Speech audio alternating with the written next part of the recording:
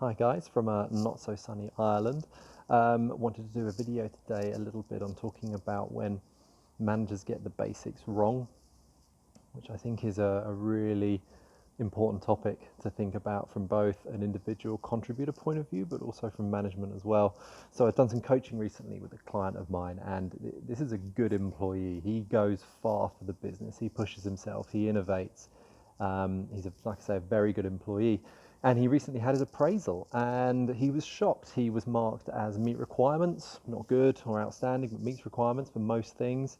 And he was devastated. He was like really sort of upset by it, and was even talking about, should I be looking to leave the company? And I've never heard him talk that way before. So I asked him, I said, okay, well, firstly, is it unfounded? Is that feedback objective? Is it realistic? And apparently it's not. Okay, so let's talk about that then. Did you set goals at the beginning of the year?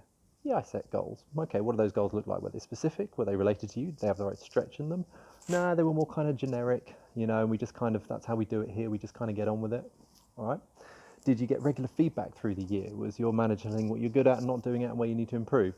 No, that didn't really happen. We had check-ins every so often, but it was more about what was being done rather than how it was being done.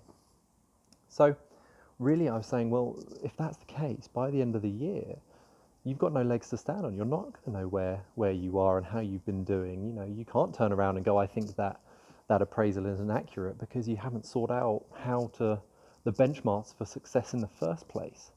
So all round, pretty devastating for the individual, not so great for the manager. His relationship has been ruptured, and not so good for the organization, because they're not recognizing the benefits and the strengths of the individual. So not so great for them either.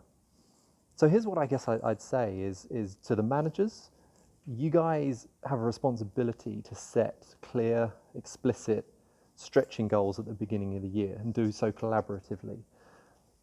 I would also say you need to do some regular informal feedback. There's so much evidence saying that the more you do that, the more people feel like they're part of a team, the more clear things are, the better they do.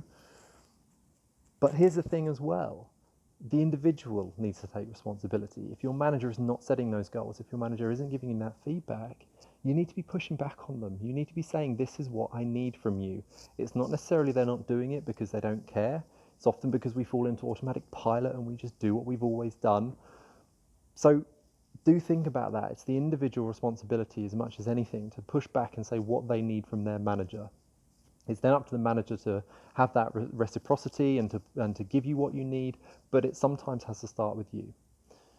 I'd love to hear your opinions on this and what you think about those basics of goal setting and feedback. And thanks very much for your time. Take care.